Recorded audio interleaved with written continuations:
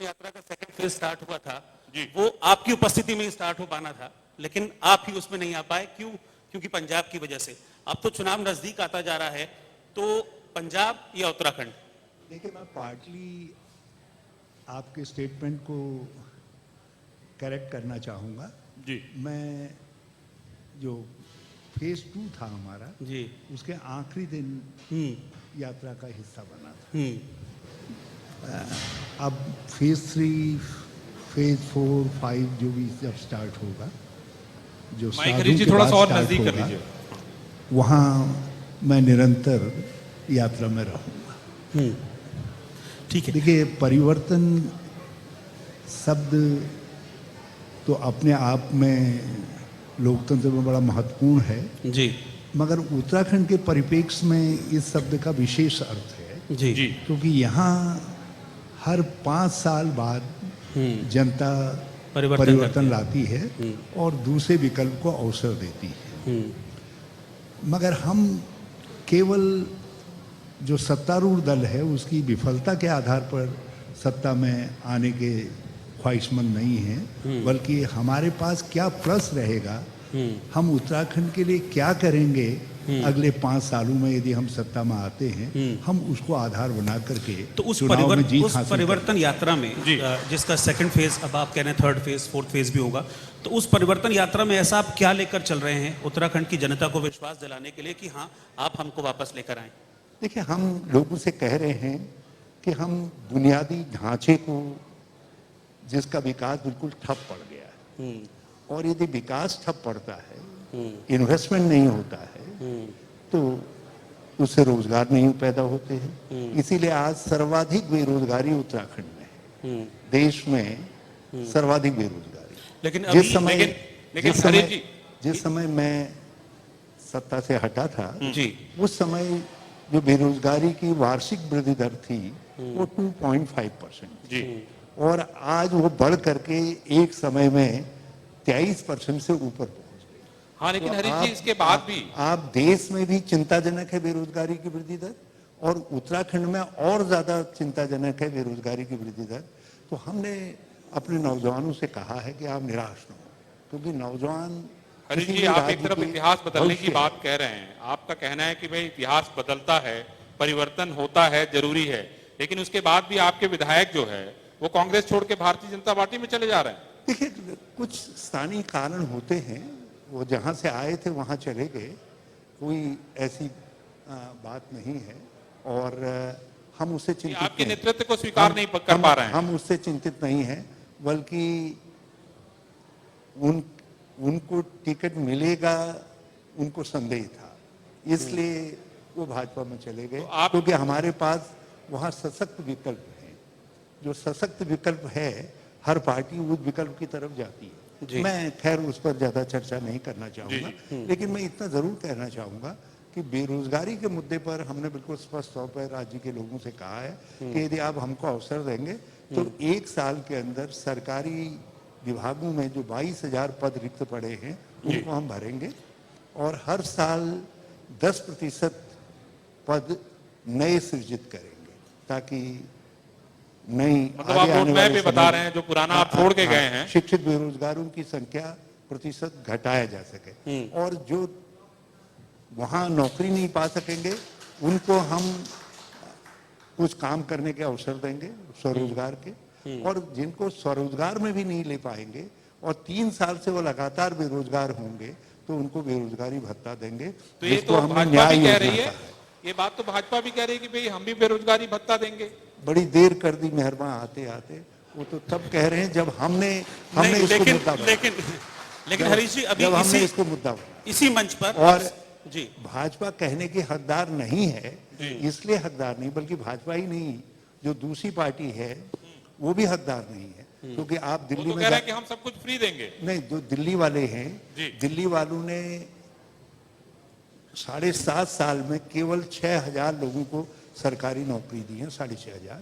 आपका चैनल तो राष्ट्रव्यापी चैनल है, आप जरा रिसर्च करके देखिए और उत्तराखंड को बताइए कि जो 7.5 साल में केवल 6,500 नौकरियां भी नहीं दे सके, तो वो पार्टी कहां से 1 लाख 1 साल में नौकरी दे देगी? सरकारी नौकरी दे देगा। ये तो जनता को समझना है हरीश जी, ये तो जनता को समझना है। उनका लेकिन हिसाब उनकी घोषणाएं देखिए। नहीं, उनका हिसाब तो ये है, न 9 मन तेल होगा न राधा नाची। अच्छा, और भाजपा इसलिए कहने के हकदार नहीं है क्योंकि आप 4.5 साल से सरकार चला रहे हैं, 22,000 पद रिक्त पड़े हैं, तुम स्वयं कह रहे हो।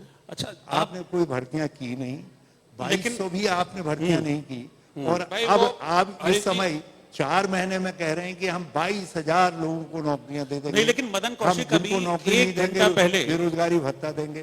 तो ये अपराध बोध है भाजपा का, जिसको उत्तराखंड की जनता समझ रही है। अभी मदन कौशिक जी 1 घंटा पहले यहीं पर इसी मंच पर हमारे साथ थे, अरविंद जी भी थे, मैं भी यहीं पर बैठा हुआ था। उन्होंने कहा कि पिछले 4.5 साल में हमने 8 लाख रोजगार दिए हैं। वो कह रहे हैं ये विधानसभा में अकाउंटेड है, डॉक्यूमेंटेड है, और आपको मैं डॉक्यूमेंट भी दे दूंगा। मैं समझता हूँ होली के दिन भी कोई इतना बड़ा मजाक नहीं करता है जितना बड़ा मजाक भाजपा ने उत्तराखंड के लोगों के साथ कर लिया। आप किसी उत्तराखंडी से पूछ लीजिए, इनमें से तो बहुत सारे लोग कांग्रेसी उत्तराखंडी हैं, आप गैर कांग्रेसी उत्तराखंडी से, भाजपाई उत्तराखंडी से भी पूछ लीजिए, वो भी जब 8 लाख लोगों को स्वरोजगार दिया शब्द को सुनेगा तो वो मुस्कुराने लगेगा। वो मुस्कुराने लग जाएगा, कहेगा यार इससे बड़ा मजाक क्या हो सकता है। और मैं तो कह रहा हूँ 8.5 लाख छोड़ दीजिए, यदि उन्होंने 80,000 भी स्वरोजगार दिया हो तो मैं उनको पद्मश्री के लिए तो रिकमेंड कर ही दूंगा, उनके उस मुख्यमंत्री। अभी कृषि मंत्री जी आए थे, वो स्वयं सहायता समूह की क्लस्टर की बात कर रहे थे। उन्होंने कहा 10.5 लाख लोगों को हमारी सरकार ने 10-10 लाख रुपए के आर्थिक मदद भी की है, और 50% जो यहाँ की भूमि है उस पर हम जैविक खेती करते हैं। और वहां उन्होंने यहाँ तक कह दिया, मतलब दूसरे जो आपके कांग्रेस के विधायक थे उन्होंने यहाँ तक कह दिया है कि भाई हमें सिद्ध कर रहे हैं, और अगर नहीं सिद्ध कर पाए तो इस्तीफा दे देंगे। बात यहाँ तक चली गई। जैविकता का जो प्रमाणीकरण करने वाला बोर्ड था हमारा, कांग्रेस के समय में उसकी रेपुटेशन ये थी कि हम जिसको प्रमाणित कर देते थे ये जैविक है, तो पूरी दुनिया, यहाँ तक कि यूरोपियन स्टैंडर्ड में भी उसको मान्यता प्राप्त थी। और इन्होंने उस बोर्ड की आज हालत ये कर दी कि हमारे देश के अंदर भी हमारा जैविकता बोर्ड जो है, जिसको प्रमाणित करता है, दूसरे लोग उसकी वेटिंग करवाते हैं दूसरी संस्था से। तो जिन्होंने जैविकता की खेती के प्रमाणीकरण या जैविक उत्पादों के प्रमाणीकरण के बोर्ड की इतनी खस्ती हालत कर दी, तो उनसे आप कैसे उम्मीद कर रहे हैं कि वो जैविकता को बढ़ावा दे रहे हैं, जैविक खेती को बढ़ावा दे रहे हैं। हाँ, एक बात है, स्वाभाविक रूप से उत्तराखंड के 8 जिलों में करीब 80% हिस्सा ऐसा है जहां रासायनिक का प्रयोग नहीं होता है, जहां रासायनिक खादों का प्रयोग नहीं होता है। वो पहले से ही सरकार ने नहीं किया, आप कहना चाहते हैं। वो परंपरागत रूप से जैविक खेती के उत्पादक हैं। हमने उनकी जैविक उत्पादों को, जिनमें मडुआ, झुंगरा, कौड़ी, भट्ट आदि आदि नाम थे, उन सबको राष्ट्रीय पहचान दी और हमने उसका विपणन का तरीका निकाला। लेकिन इन्होंने 4.5 साल विपणन को आगे नहीं बढ़ाया और उसके लिए कोई संस्था खड़ी करने का काम नहीं किया। आज उसी का परिणाम है कि मडुए की खेती, झुंगरे, काले भट्ट, दालों की खेती आज घट रही है, उसका बुआई का क्षेत्र घट रहा है। तो आप यदि जैविक खेती को प्रोत्साहन दे रहे हैं तो फिर जैविक खेती का बुआई का क्षेत्र घट क्यों रहा है? ठीक है, घट क्यों रहा है? जी रावत जी, मैं आपसे जानना चाहता हूं कि अभी ये कहा जाता है कि आप जो कांग्रेस की लीडरशिप है उससे नाराज हैं, उत्तराखंड में कांग्रेस का जो संगठन है उससे आप नाराज हैं, और वक्त वक्त पर आपकी नाराजगी भी देखने को मिली है। आपने कई बार ये भी कहा है कि कोई बात नहीं, मंच पर जगह नहीं मिलती, मैं तो अपना मूड़ा लेके चलता हूं। देखिए, ये नाराजगी का प्रतीक नहीं हो सकता है, ये इस बात का प्रतीक भी हो सकता है कि मैंने कहा कि आपको सम्मान मिल रहा है या नहीं मिल रहा है। मैंने आम कार्यकर्ता को ये संदेश दिया कि आपकी पूछ हो रही है या नहीं हो रही, आप उसकी चिंता न करिए। आपका उद्देश्य होना चाहिए विपक्ष के रूप में उत्तराखंड की भलाई के लिए कांग्रेस को मजबूत करना। इसलिए देखो, मैं मंच पर अपने लिए कुर्सी का इंतजार नहीं करता हूँ, मैं अपना मोड़ा, अपना साथ नहीं, हमारे मंच पे आपके लिए कुर्सी है, आपको बीच की कुर्सी दी है। ये चीजों को देखने का नजरिया हो सकता है। नहीं, लेकिन मैं जानता हूँ भाई लेकिन एक बात, जहां न पहुंचे रवि वहां पहुंचे कवि। महाराज आप तो कवियों से भी आ गए। तो यदि आपने दूसरी तरफ से देख लिया हमारा मोड़ा लेकर के चलना, तो मुझे कुछ असहज नहीं लगा। लेकिन सत्यता ये है कि उसके जरिए मैंने अपने कार्यकर्ता साथियों को संदेश दिया कि आज मान अपमान का सवाल नहीं है, कांग्रेस को फिर से एक प्रमुख पार्टी के रूप में राज्य की स्थापित करने का सवाल है। इसलिए आइए, जब मैं मोड़ा लेकर के जो है जमीन पर बैठ सकता हूं, तो आप भी जो है मान सम्मान की परवाह छोड़ दीजिए और कांग्रेस को मजबूत करिए। लेकिन ठीक है, ये तो आपने अपना स्पष्टीकरण दिया। किशोर उपाध्याय जी ने भी कहा, वो भी कांग्रेस के बहुत सीनियर नेता हैं और अध्यक्ष भी रह चुके हैं, आज यहाँ पर भी थे। उन्होंने भी कहा कि कांग्रेस में सम्मान नहीं मिलता है, मुझे बेइज्जती महसूस होती है। तो इतने सीनियर लीडर्स जिन्होंने अपना सब कुछ बताया, ने ये भी कहा कि हमने जितना काम किया उसका मुझे फल नहीं मिला। मैं एक बात कहना चाहता हूँ। अमरेंद्र सिंह जी अकाली दल में चले गए थे, फिर उसके बाद अपनी पार्टी बनाई थी और बुरी तरीके से हार गए थे। लेकिन कांग्रेस ने उसके बावजूद उनको अपने साथ लिया और राज्य का मुख्यमंत्री बनाया। दूसरी बार फिर अपने अध्यक्ष को, जो जन्मजात कांग्रेसी था, उसको हटा करके फिर से अमरेंद्र सिंह जी को अध्यक्ष बनाया और अध्यक्ष बनाने के बाद वो मुख्यमंत्री बने। तो काश हम अपने हर नेता को इतना ही सम्मान दे पाते, ऐसी ही परिस्थितियां पैदा हो जाती। नहीं, अभी आपको, अब इतनी बात आपने जब अमरिंदर सिंह की है, हरीश जी, अब जब अमरिंदर सिंह की बात की है, तो आपको आज पछतावा नहीं होता कि हमने क्या निर्णय ले लिया?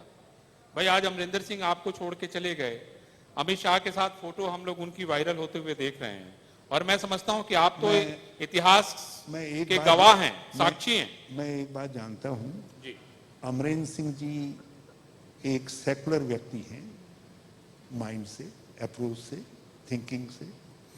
और मैं ये भी जानता हूं कि सोनिया जी के लिए उनके मन में बहुत ज्यादा सम्मान है। कुछ तो रही होंगी मजबूरियां, कोई यूं ही बेवफा नहीं होता। लेकिन सिद्धू साहब की क्या मजबूरियां रही? अमरिंदर सिंह जी की उन मजबूरियों पर मैं सार्वजनिक रूप से चर्चा नहीं करना चाहूंगा। लेकिन और मैं आज भी ये मानता हूं कि वो हमारे पुराने दोस्त 1980 के अमरिंदर सिंह जी हैं, और दोस्त के लिए आपके दिल में जगह है। बिल्कुल, हमारे दिल में भी जगह है, कांग्रेस के दिल में भी जगह है। बल्कि आप देख रहे होंगे, और दोस्त को आप सही जगह पहुंचाना भी चाहेंगे। कुछ शब्दों का यदि उपयोग कर रहा हूं तो बड़े भारी मन से कर रहा हूं। आज भी मेरे मन में उनके लिए बहुत सम्मान है। लेकिन अब दोस्त के लिए दोस्त क्या करेगा? नेता वही होता है। दोस्त के लिए दोस्त क्या करेगा? मैंने कहा सिंह वही होता है जो मोर्चे पर खड़ा रहता है। अमरिंदर सिंह जी की ये परीक्षा है कि आज जिस समय कांग्रेस इतिहास की सबसे बड़ी लड़ाई लड़ रही है, तो उस समय उनको कांग्रेस के मोर्चे पर खड़ा रहना चाहिए था। पद कुछ मिले या न मिले, तब हम कहते सिंह इज किंग। तो आप मुझे बताइए। और इसीलिए डॉक्टर मनमोहन सिंह जी के लिए सिंह इज किंग कहा गया, क्योंकि वो इस उम्र में भी, जिस उम्र में व्यक्ति सब कुछ पाने के बाद आराम करना चाहता है, वो आज भी पार्टी के मोर्चे पर खड़े हैं। नहीं, लेकिन अमरिंदर सिंह जी ने ये कहा, मैं चाहता हूं काश मेरे दोस्त अमरिंदर सिंह जी भी ऐसा ही करें। अमरिंदर सिंह जी ने तो ये भी कहा ना कि मैंने बहुत भारी मन से ये सब कुछ किया। कैबिनेट की बैठक बुला ली गई और स्टेट के सीएम को नहीं पता कि कैबिनेट की बैठक होने वाली है। उसके बाद में सोनिया जी से बात करता हूं तो वो कहते हैं कि आई एम सॉरी अमरिंदर। कहा और हरीश जी की भी तो जिम्मेदारी बनती है दोस्त के लिए। पहली बात तो यह है, कैबिनेट की कोई बैठक मुख्यमंत्री के ही बुलाते हैं। उन्होंने यही तो कहा कि मेरी नॉलेज में नहीं थी, मुझे बैठक बुला ली गई। और रहा सवाल सीएलपी की बैठक का, मैंने 36 घंटे ट्राई किया उनको कांटेक्ट करने का, किसी कारणवश उनसे संपर्क नहीं हो पाया। उनकी कुछ व्यस्तताएं रही होंगी, वो अपने जनरल सेक्रेटरी इंचार्ज से बात नहीं कर पाए। और दूसरी तरफ विधायकों का एक बड़ा वर्ग ये कह रहा था कि सीएलपी की मीटिंग बुलाइए, नहीं तो हमको दूसरे ऑप्शंस देखने पड़ेंगे। पार्टी में एक वर्चुअल रिवोल्ट की स्थिति आ रही थी, उसको टालने के लिए सीएलपी की मीटिंग बुलाई गई। और अमरिंदर सिंह जी ने जब सोनिया जी से बात की, खुद बात की, उन्होंने कहा मुझको क्या करना चाहिए। सोनिया जी ने कहा अमरिंदर आपने बहुत कठिन समय में पार्टी को नेतृत्व दिया है, मैं उसके लिए आपको धन्यवाद देती हूँ। लेकिन यदि आपकी पार्टी के कुछ विधायकगण निरंतर परिवर्तन की मांग कर रहे हैं तो आप सम्मानपूर्वक तरीके से त्यागपत्र दे दीजिए। और उन्होंने सोनिया जी की बात का सम्मान रखा, आज भी उन्होंने कहा इस बात को, और उन्होंने त्यागपत्र दे दिया। अब उसके बाद क्या परिस्थितियां पैदा हुई कि उनको अमित शाह जी के घर तक जाना पड़ा, ये तो उन्होंने दोस्त से नहीं पूछा। कभी आप जैसे पत्रकार, खोजी पत्रकार जब खोज करेंगे तब पाएंगे कि क्यों वो एनएसए से मिल रहे हैं, क्यों वो किसी और से मिल रहे हैं। ये सब जो है रहस्य आपके समझ में नहीं। रहस्य तो हरीश जी आपको पता तो सब है, मुझे लगता है रहस्य का असली, इसीलिए हमने कहा कि आपको बीच की कुर्सी दी जाए। एक दोस्त को दूसरे दोस्त की बात रहस्य नहीं बताना चाहिए। अच्छा, मैं इतना जरूर, लेकिन ये फॉर्मूला आप पर लागू नहीं होता। नहीं, मैं आप पत्रकार हैं, मैंने इसीलिए एक खोजी पत्रकार के तौर पर आप जरा रहस्य को खुद तो मेरा कर्तव्य आपसे भी बनता है, मेरा कर्तव्य आपसे भी बनता है कि कुछ रहस्य पर से पर्दा तो उठ जाए, कम से कम लोग देख रहे हैं, है ना। देखिए, हम तो आज भी ये मान के चलते हैं कि वो एक सम्मानित व्यक्ति हैं और उन्होंने पंजाब कांग्रेस के साथ मिल करके पंजाब के लोगों की बहुत सेवा की, और वो कहीं भी हमारे विरोध में भी खड़े होंगे तो हमारे मन में उनके लिए हमेशा आदर भाव रहेगा। और मेरे लिए तो वो पुराने कैप्टन ही रहेंगे, क्योंकि जो जब भी लगा करके जो है हमेशा मुझे गले लगाया करता था। मैं उसी रूप में उनको आज भी देखता हूँ। और मुझे बड़ा दुख हुआ क्योंकि वहाँ यदि मान नहीं दिया तो हरीश रावत दोषी है, यदि कोई ऐसी चीज़ हुई है जो उनकी शान के खिलाफ हुई है तो उसके लिए हरीश रावत दोषी है। और मैं सार्वजनिक रूप से पंजाब में कह चुका हूँ कि यदि कोई बात उनको कष्ट पहुँचा रही है तो मैं उसके लिए उनसे क्षमा चाहता हूँ, लेकिन पार्टी के साथ उनको खड़ा रहना चाहिए। और आज भी उनको विचार करना चाहिए कि जिस पार्टी ने उनको इतनी बुलंदियां दी, इतने अवसर दिए कि अपनी योग्यता का प्रदर्शन करके वो पंजाब की और देश की सेवा कर सकें, तो उस पार्टी को कठिनाई के इस दौर में नहीं छोड़ना चाहिए। और यदि वो पार्टी के साथ खड़े रहते तो कांग्रेस की आने वाली पीढ़ी कहती अमरेंद्र सिंह इज किंग।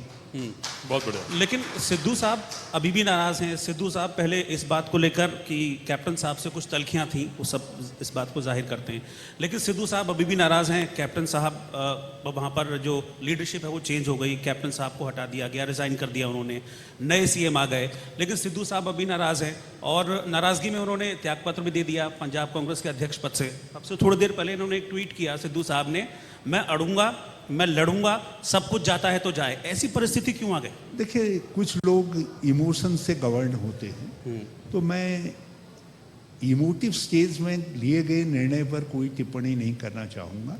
और उनकी और मुख्यमंत्री जी की बात हो रही है।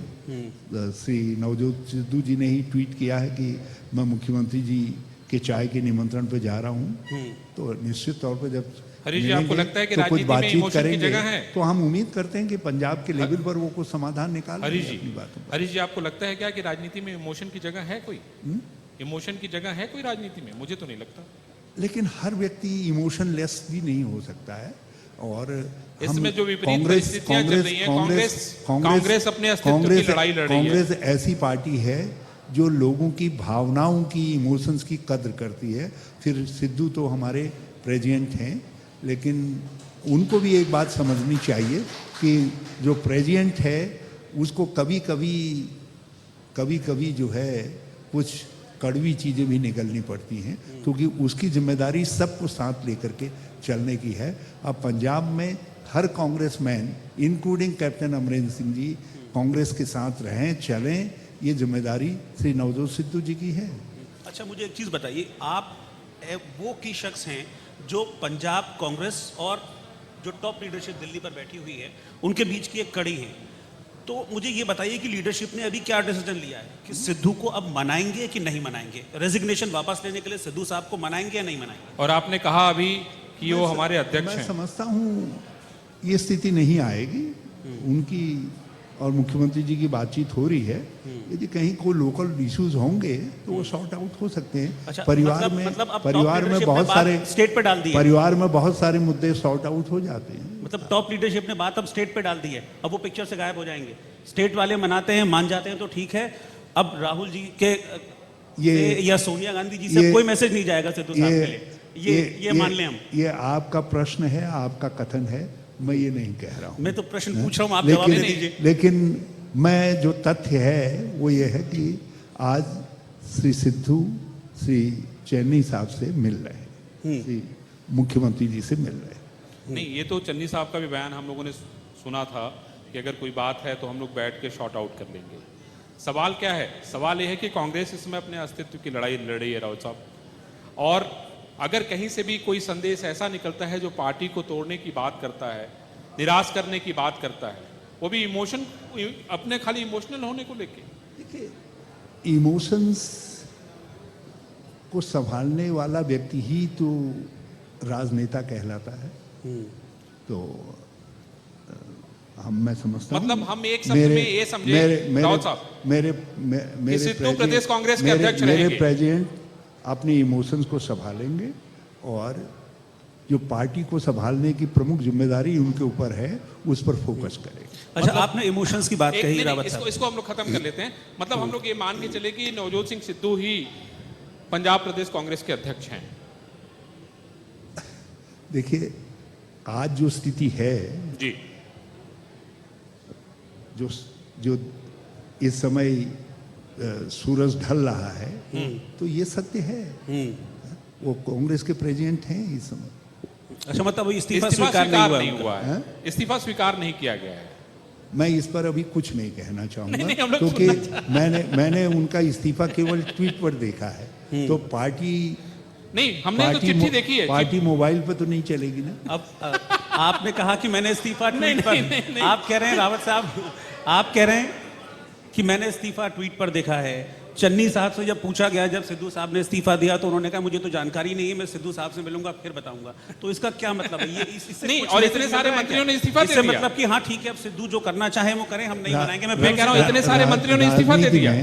राजनीति में यदि आप बिटवीन द लाइंस नहीं पढ़ेंगे तो फिर न्यूज़ 24 कैसे चलेगा? मतलब हम सही ट्रैक पर जा रहे हैं। हम कुछ स्पेस आपके लिए भी तो देते हैं। नहीं, एकदम सही कहा कि भाई 24 घंटे का चैनल चलाना है। इसीलिए तो कांग्रेस के लिए कहा जाता है कि वो पत्रकारों का सम्मान करती है। देखिए, हरीश जी सिर्फ इसलिए चाहते हैं कि ये सब गफलत बनी रहे कि चैनल भी चलता रहे, है ना? लेकिन सर एक देखिए, बड़ी मतलब अलग अलग बयान, चन्नी साहब का अलग बयान आ गया, अमरिंदर सिंह साहब का अलग बयान आ गया। आप तो खोजते हुए नहीं मिल रहे थे, लोग आपको खोज रहे थे। पता चला कि रावत जी बहुत हाई लेवल की मीटिंग में बैठे हैं, सोनिया जी के साथ बैठ, कल से लगातार हम लोग कोशिश कर रहे थे, तो आपके पीए ने कहा कि नहीं बहुत हाई लेवल की मीटिंग बैठे हैं। देखिए, हम एक लोकतांत्रिक पार्टी और कांग्रेस में वैचारिक स्वतंत्रता रही है, और जब तक एक बात फाइनली सेटल नहीं हो जाती है तब तक हर व्यक्ति अपनी बात कहता है, अपना दृष्टिकोण रखता है। हम भारतीय जनता पार्टी की तरीके से नहीं हैं कि नागपुर में कुछ तय हो। अब तो नागपुर में भी तय नहीं होता है, अब तो केवल 2 घरों में तय होता है, और उन 2 घरों में जो कुछ तय हो जाता है उस पर सारी भाजपा मोहर लगाने का काम करती है। बिल्कुल अटेंशन खड़े रहते हैं, सारी भाजपा खड़ी हो जाती है। तो हमारी पार्टी में नानक चंद जी मेरे सामने बैठे हैं, अभी कांग्रेस पार्टी में आए हैं, लेकिन वो कोई राष्ट्रीय महत्व का सवाल उठाते हैं तो उनको उतना ही हक है उस सवाल को उठाने का जितना 52 साल से कांग्रेस के झंडा थाम 55 साल से कांग्रेस का झंडा थाम करके चले हरीश रावत को है। तो इसलिए हम 135 साल 36वें वर्ष में प्रवेश कर रहे हैं, आज भी जवान हैं। दूसरी पार्टियां हमारे इतिहास के एक 10वें हिस्से को भी कवर नहीं कर पाई हैं। देखिए कितने तक चलते हैं, क्योंकि हमारा मानना है कि संसदीय लोकतंत्र में यदि राजनीतिक दल में आंतरिक लोकतंत्र नहीं होगा तो फिर पार्टी आगे नहीं चल सकती है, देश आगे नहीं चल सकता है, संसदीय लोकतंत्र बरकरार नहीं रह सकता है। इसलिए देश के अंदर लोकतंत्र बरकरार है, संसदीय लोकतंत्र बरकरार है, और आपको सब कुछ कहने, पूछने, सवाल करने की आज़ादी है, तो इसके लिए आपको थैंक यू कांग्रेस कहना चाहिए। खुल करके न भी कह सकें तो कभी जो है अकेले में कह लिया कीजिए। अच्छा रावत जी, एक चीज़, हरीश रावत सामूहिक नेतृत्व के पक्षधर हैं या फिर वो ये चाहते हैं कि उत्तराखंड में चुनाव लड़ा जाए, कांग्रेस अगर लड़ रही है चुनाव तो एक फेस को सामने रख के चुनाव लड़े?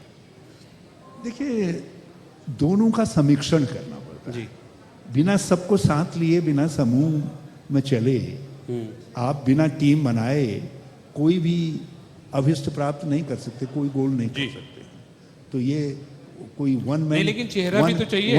वन मैन टीम नहीं होती। नहीं, चेहरा तो चाहिए ना। आपको दोनों का समीक्षण करना पड़ता है और हम उत्तराखंड में दोनों के समीक्षण से चलेंगे। इसलिए जब लोगों ने मुझसे नए अध्यक्ष के पीछे विषय में पूछा तो मैंने एक बात साफ तौर पर कही कि हमने अपने सबके चेहरे अपने अध्यक्ष में समाहित कर दिए हैं और हम उनके पीछे चलेंगे। और उत्तराखंड में आप बेफिक्र रहिए, हम सब गणेश गोदियाल जी के साथ चलेंगे और जो लक्ष्य है 2022 में जीत का, उसको प्राप्त करेंगे। नहीं, वो तो तय हो गया, लेकिन हम तो मुख्यमंत्री की बात कर रहे हैं। भाजपा ने अपना चेहरा घोषित कर दिया। देखिए, उन्होंने कहा कि भाई हम लोग पुष्कर सिंह धामी के नेतृत्व में चुनाव लड़ेंगे। मुख्यमंत्री चयन की हमारी पार्टी में एक प्रक्रिया है। 2002 में मैं सर्वमान्य चेहरा था जी, लेकिन मुख्यमंत्री नारायण देव तिवारी जी बने क्योंकि पार्टी का निर्णय था। तो हमारी पार्टी के अंदर जब लोग चुन करके आते हैं लेजिस्लेचर, तो वो अपने नेता के चुनाव के लिए कांग्रेस अध्यक्ष से अपील करते हैं, प्रार्थना करते हैं और उनकी भावना को लेकर के कांग्रेस अध्यक्ष नेता घोषित करती है। ये हमारी, हम समझते हैं ये टाइम टेस्टेड हमारा ट्रेडिशन है। हम उत्तराखंड में भी इसका पालन करेंगे और दूसरे राज्यों में भी इसका पालन करेंगे। तो मतलब आप कहना चाहते हैं कि जो आदमी संघर्ष कर रहा है जमीन पे, आपने कहा कि भाई हरीश रावत को कुर्सी की आवश्यकता नहीं, वो कहीं से भी धरना प्रदर्शन शुरू कर देता है, तो भाई वो आदमी मुख्यमंत्री नहीं बनेगा तो कौन बनेगा? मैं ये जानना आपसे चाहता हूँ कि भाई चेहरा कौन है, इसीलिए तो पूछ रहा हूँ। ये आपका दिल क्या कहता है? नहीं, हम आपका दिल टटोल रहे हैं। नहीं, हमारा दिल तो यही कहता है कि भाई हरीश रावत जी का मन और दिल दोनों क्या कहता है। मैं तो चाहूंगा कि जो आपका दिल कहे वही हो। और जो मतलब बिना कहे भी आप सब कुछ कह गए। मैं चाहूंगा जो आपके रूप में उत्तराखंड के लोगों का दिल कहे वही हो। और आप अपने दिल को वाणी देने की कोशिश कर रहे हैं। मैं उम्मीद करता हूं कि नहीं, मैंने तो आपके काम की बात कही। इंडिया न्यूज़ की इस बहस को देखने के बाद उत्तराखंड भी जो है अपने दिल की भावना को वाणी देने की कोशिश करेगा। मैंने तो देखिए उत्तराखंड के लोगों को ये बताया कि भाई हरीश रावत कुर्सी का इंतजार नहीं करते हैं, वो जमीन पे बैठ के धरना शुरू कर देते हैं। तो मैंने तो ये बात कही, तो भाई चेहरा भी वही होना चाहिए, ये मैं कहना चाहता हूँ कांग्रेस से। देखिए, आपका ये सर्टिफिकेट मेरी बड़ी काम आएगा जब मैं जनता के इम्तिहान में जाऊंगा तो उस समय आपके इस सर्टिफिकेट का मेरे लिए बड़ा महत्व है। अच्छा रावत जी, चुनाव में जीत हार ये संगठन तय करता है, मतलब ये बहुत इम्पोर्टेंट है। और अभी कुछ दिनों पहले ही अनिल बलूनी जी, जो कि राज्यसभा के सांसद भी हैं भारतीय जनता पार्टी के, उनका एक स्टेटमेंट आया था कि कांग्रेस से इतने लोग आ रहे हैं हमारे पास कि हमको फुल स्टॉप का बोर्ड लगाना पड़ा है। जी, तो इस पर आप क्या कहेंगे? देखिए, भारतीय जनता पार्टी एक रेजिमेंटल एटीट्यूड की पार्टी है, डेमोक्रेटिक पार्टी नहीं है वो। बल्कि इस सत्य को मुझे कहना ही पड़ेगा और आप भी इस सत्य को जानते हैं, वो फ्रेंचाइजी होल्डर हैं नागपुर के। तो जो फ्रेंचाइजी होल्डर चाहता है ना, फ्रेंचाइजी का मालिक चाहता है, ओनर चाहता है, उसका उनको पालन करना पड़ता है जो है भाजपा के अंदर। अब इधर जरा सा देखने में आया है कि दो लोग और उभर करके आ गए हैं। अब नागपुर पृष्ठभूमि में चला गया है, तो वो दो लोग जो कुछ चाहते हैं उसी को सबको पालन करना पड़ता है। तो वहाँ तो इस भाजपा में तो यह है कि इस शहर में रहना है तो जी हाँ कहना है, और कांग्रेस में यह है कि इस शहर में रहना है तो अपनी बात को कहना है और उसके बाद जो सब तय करते हैं फिर उसको मान करके आगे चलना। उत्तराखंड में रहना है तो हरीश रावत कहना है ना? मैं उत्तराखंड में रहना है तो हरीश रावत कहना है। मेरे जीवन में ऐसा कोई क्षण नहीं आना चाहिए। मैं चाहता हूँ ये तो आप कह रहे हैं, लोग अंतिम समय तक भी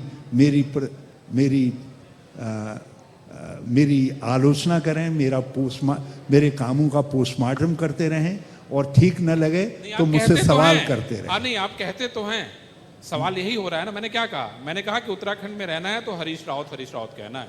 ये तो आप कह रहे हैं, ये मैं नहीं कह रहा हूँ।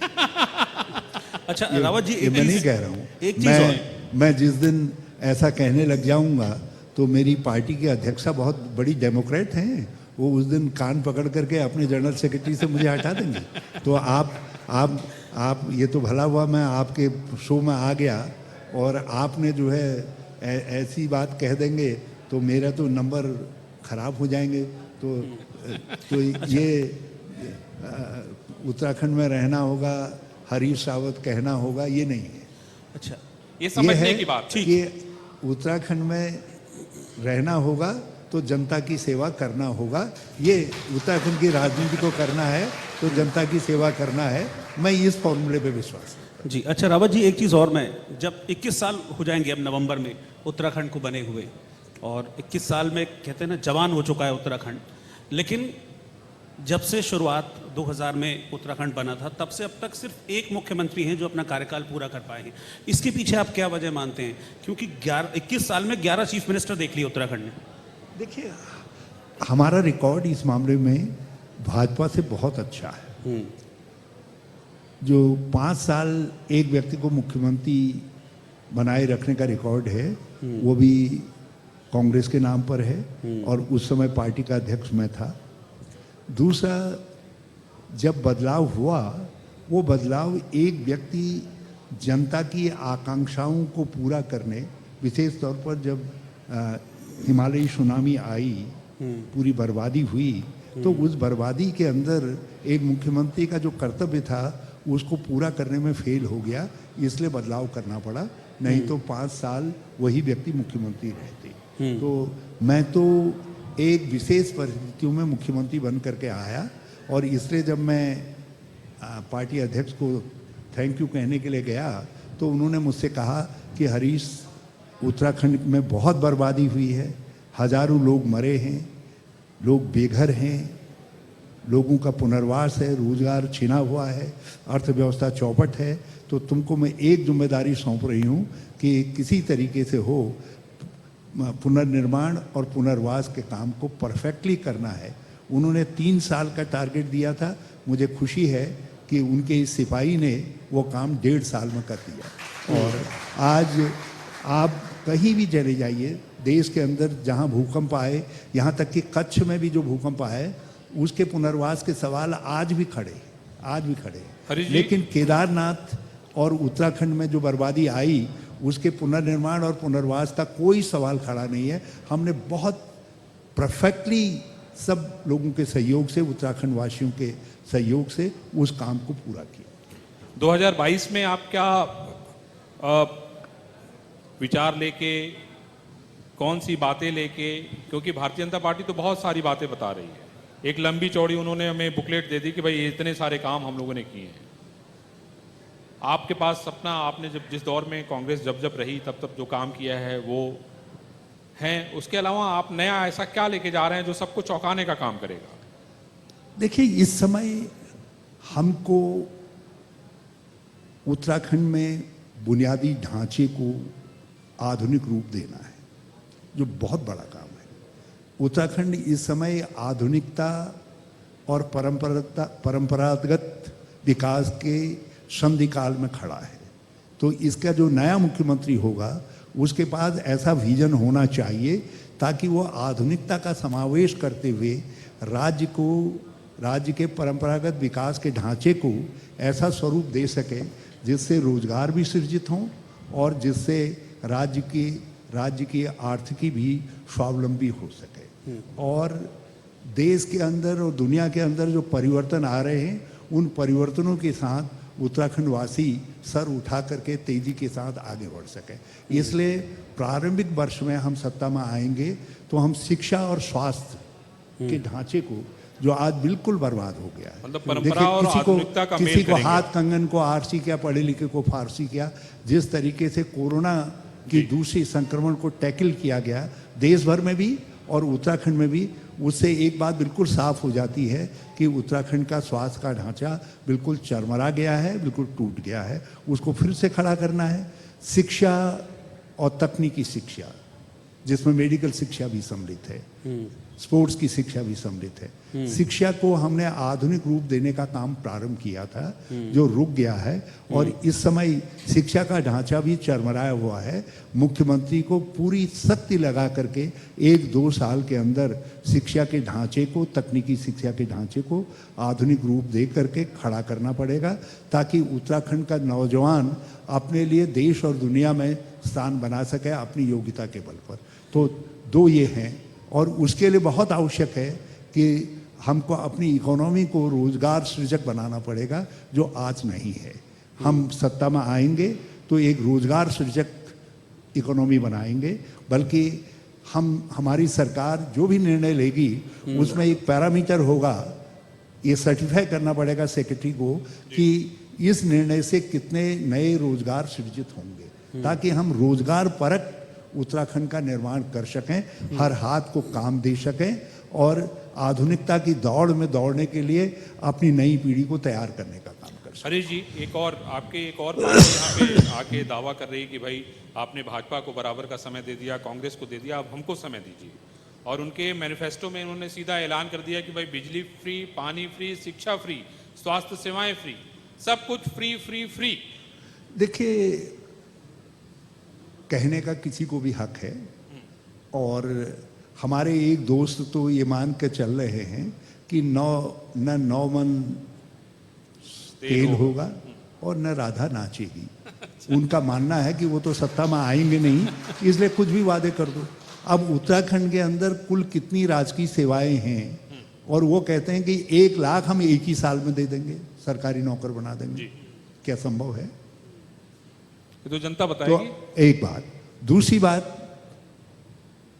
दिल्ली के अंदर आप 7.5 साल से सरकार में हैं, वहां आप केवल 200 यूनिट तक बिजली फ्री दे रहे हैं, बल्कि 200 यूनिट से 1 यूनिट ज्यादा होते ही कॉमर्शियल रेट पर आप उनसे पैसे की वसूली कर देते। यही सत्य है ना। और उत्तराखंड में आप कहते हैं कि मैं 300 यूनिट बिजली फ्री दे दूंगा, तो इसका मतलब है आपने मान लिया है कि उत्तराखंड में आना नहीं है, इसलिए 300 कह दो या 400 कह दो, कोई फर्क नहीं पड़ता। और यदि ऐसा है, इरादा है, तो पहले दिल्ली में 300 यूनिट करो, और दूसरी बात, दिल्ली के अंदर आप 1 लाख नौकरियां दे दो 1 साल के अंदर। ये 4 महीने रह गए हैं, 4 महीने को 1 साल से डिवाइड कर देते हैं, जितने आती हैं उतनी नौकरियां दे दो। 7.5 साल में आपने केवल 6,500 नौकरियां दी है दिल्ली के अंदर, और उत्तराखंड में आकर के आप हमारे नौजवानों को भरमाने के लिए उनसे कह दे रहे हो कि 1 लाख नौकरियां दे देंगे। लोग कहते थे कि झूठ के पंख नहीं होते हैं, लेकिन धन्य हो महाशय, दिल्ली से चल करके आ करके यहाँ झूठ को आप पंख लगा दे रहे हैं और उसको उड़ा दे रहे हैं उत्तराखंड के अंदर। तो आपको चिंता नहीं है इसकी एकदम जरा भी? उनसे एक सलाह दीजिएगा, कह दीजिएगा, हमारे बहुत अच्छे मित्र हैं, उनसे कह दीजिएगा तुम्हारा मित्र हरीश रावत ये कह रहा है कि पहले जरा सा उत्तराखंड के गाड़ गधेरों को, डांडे कांडों को, जिनको हमने 55 साल देखा है, समझा है, उनको जरा समझें, उन कष्टों को भुगतें जो कष्ट हम भुगत करके आगे बढ़े हैं, तब यहाँ उत्तराखंड की समस्याओं की बात करें। नहीं तो क्यों हमारे कटे हुए पर जो है नमक डालने का काम कर रहे हो? हमारे जख्मों पर क्यों नमक डाल रहे हो? बेरोजगारी शीर्ष पर है।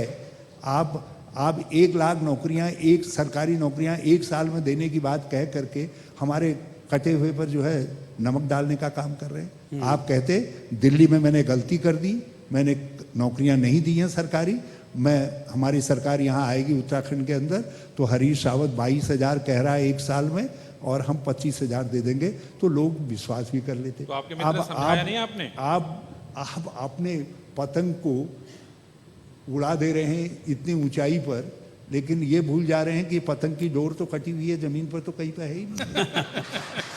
अच्छा रावत जी, मेरी शख्स में हरीश रावत मेरे नज़र में एक ऐसे शख्स हैं जो उत्तराखंड की संस्कृति को, सभ्यता को, उसकी डेमोग्राफी को और उत्तराखंड को बहुत अच्छे तरीके से समझते हैं। अभी हम आधुनिकता और विकास की बात कर रहे थे। आपको लगता है कि आधुनिकता और विकास देखिए ज़रूरी है, मैं मानता हूँ, लेकिन आधुनिकता और विकास का कोई पैमाना होना चाहिए। आधुनिकता और विकास के नाम पर हम रोड्स वगैरह यहाँ पर बनाए जा रहे हैं, लेकिन जिस फ्रीक्वेंसी के साथ, जिस तेज़ी से पेड़ काटे जा रहे हैं, उसके क्या साइड इफ़ेक्ट्स हैं हमने देखा। अभी बारिश होती है, जगह जगह रोडें ब्लॉक हो जा रही हैं, ऊपर से पहाड़ बहकर नीचे आ जाता है। इसका आधुनिकता और विकास का कोई पैमाना होना चाहिए, क्योंकि पर्यावरण कितनी तबाही हुई। सुंदरलाल बहुगुणा इस चीज को लेकर एक पेड़ को काटने के अगेंस्ट रहा करते थे। आज के टाइम में कई पेड़ एक साथ कट जाते हैं। पर्यावरण हमारे लिए ही और सबके लिए बड़ा महत्वपूर्ण है, और इसीलिए जब 2014 में मेरी सरकार, मैं मुख्यमंत्री बना, तो हमारी सरकार ने जो पहला निर्णय लिया, पहले कुछ निर्णय लिए, उन निर्णयों में यदि गरीब की मदद करने, बुजुर्ग की मदद, वृद्धों की मदद करने का निर्णय था, तो उसमें एक निर्णय इस बात का भी था, हमारा वृक्ष हमारा धन। हमने कहा लोग वृक्ष लगाएं और उसके लिए बोनस पाएं। 300 रुपया प्रति पेड़ हम बोनस की स्कीम हमने शुरू की थी। देश में ऐसा करने वाले हम पहले राज्य थे, और देश में ये निर्णय लेने वाले भी पहले राज्य थे कि जल का संचय जो व्यक्ति करेगा उसको जल बोनस से नवाजा जाएगा। क्योंकि हम एक बात जानते हैं कि पर्यावरण की रक्षा के लिए जो इसेंशियल एलिमेंट हैं, उसमें वहाँ की जमीन, वहाँ के प्राकृतिक तत्व, वो सब महत्वपूर्ण हैं। इसलिए हमारी सरकार ने जो परंपरागत यहाँ की फसलें हैं उनको भी उतना ही महत्व दिया जितना गन्ने को और धान को, गेहूं को दिया, ताकि परंपरागत खेती के साथ जो है हमारी आधुनिक खेती का समन्वय हो सके और हम एक अच्छे राज्य के रूप में विकास कर सके। मैं एक बात जानता हूँ कि जो नई पीढ़ी आ रही है, जो 2022 के बाद आएगी, वो पीढ़ी अतीत के साथ उसका उतना संबंध नहीं होगा। मैं एक संधि काल का व्यक्ति हूँ जो उत्तराखंडियत को समझता है, जो उत्तराखंड की संस्कृति को समझता है, जो उत्तराखंड के आध्यात्मिक स्वरूप को समझता है, जो यहाँ की भौगोलिक कठिनाइयों को समझता है, जो यहाँ की मिट्टी को समझता है, जो यहाँ के मिट्टी के बेटों के दर्द को समझता है। तो इसलिए मैं अपनी ज़्यादा जिम्मेदारी समझता हूँ। इसीलिए मैंने कांग्रेस पार्टी को कहा कि आप चुनाव में उत्तराखंडियत के नारे के साथ जाइए, और ताकि हम जो उत्तराखंडियत है, जो हमारा आध्यात्मिक स्वरूप है, जो हिमालयी स्वरूप है, जो हमारा प्राकृतिक स्वरूप है, जो हमारा गंगा जमुना का स्वरूप है, जो हमारे बद्रीनाथ, केदारनाथ, काली माँ का स्वरूप है, वो स्वरूप कायम रह सके, वो संस्कृति कायम रह सके। बिल्कुल। और जो यहाँ के लोगों के, इसमें एक सवाल मैं ले लेता हूँ हरीश जी, बड़ा ये चर्चा बिहारी, मतलब पहाड़ी और बाहरी की बड़ी चर्चा हो रही थी। इधर बीच ये हो रहा था कि बाहर के लोग आके यहाँ मकान बना ले रहे हैं। सरकार, क्या आपकी सरकार है कि क्या कोई कानून बनाने वाले हैं क्या आप उन लोगों के लिए?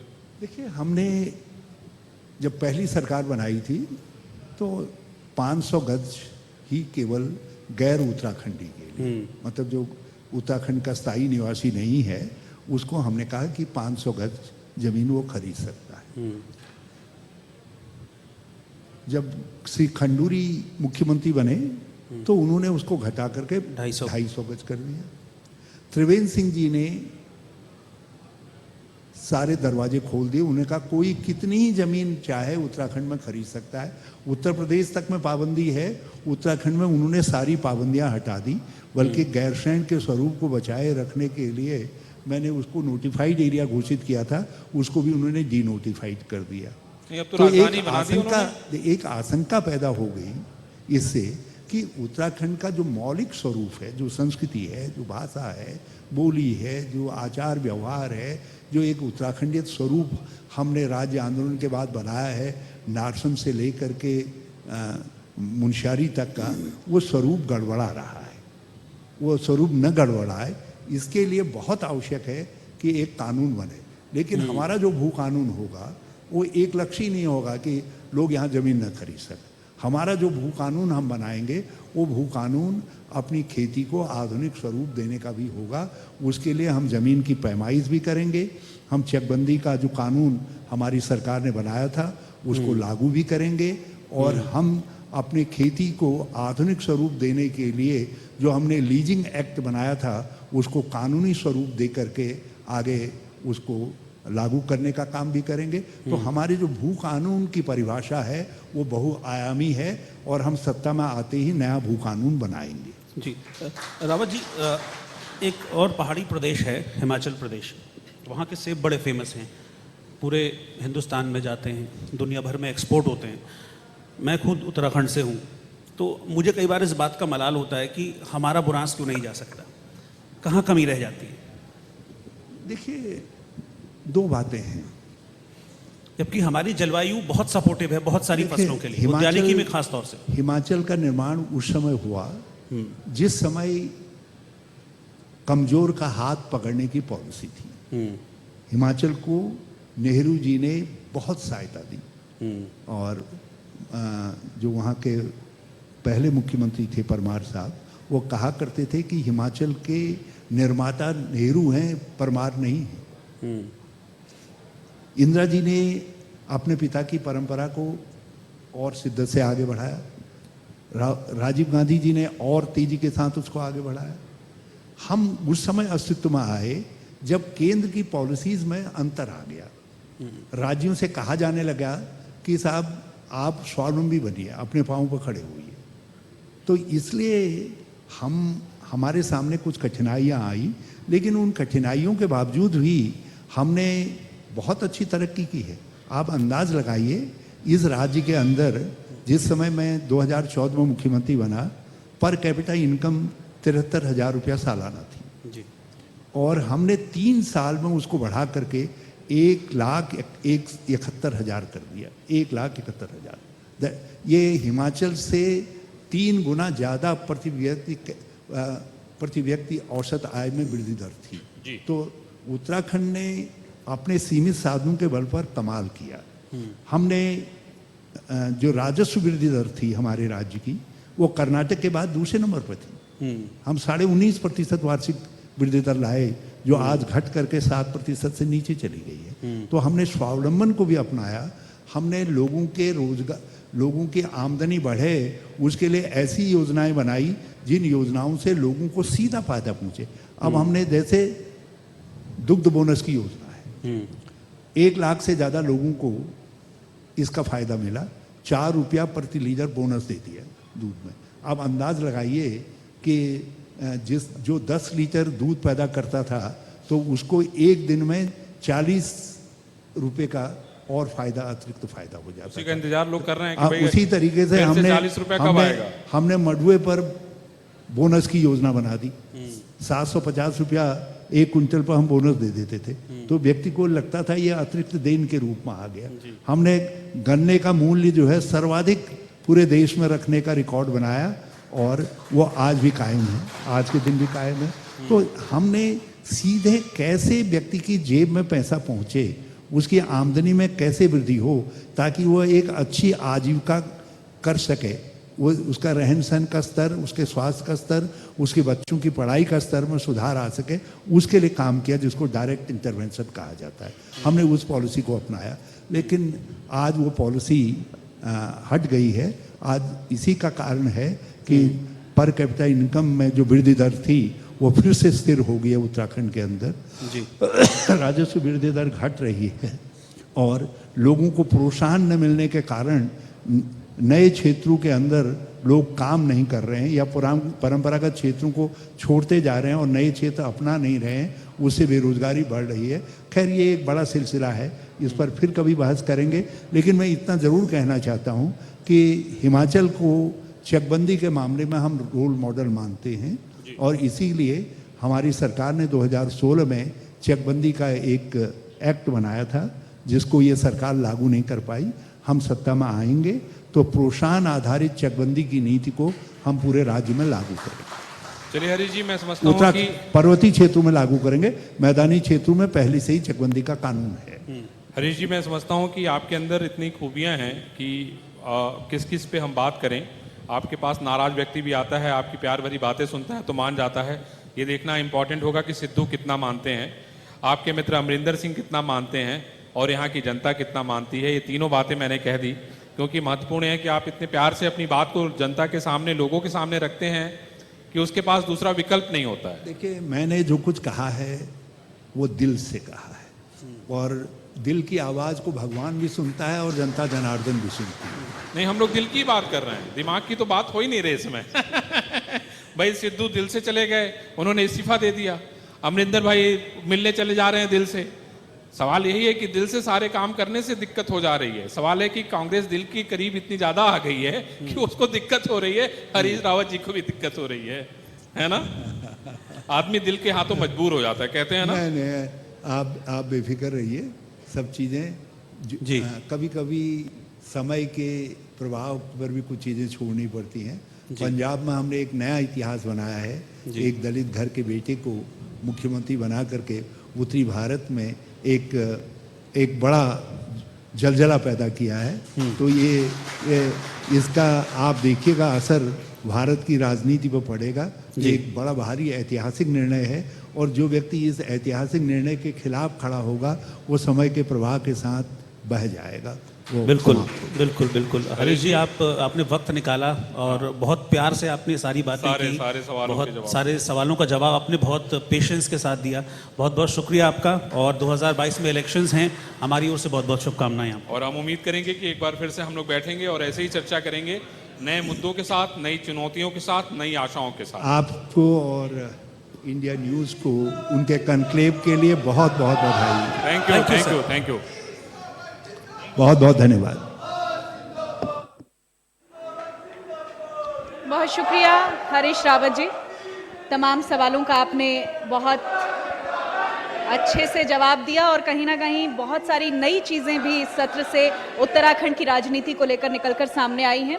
हम एक छोटे से ब्रेक के लिए यहाँ पर रुकेंगे, उसके बाद हम अपने अगले सत्र की ओर आगे बढ़ेंगे।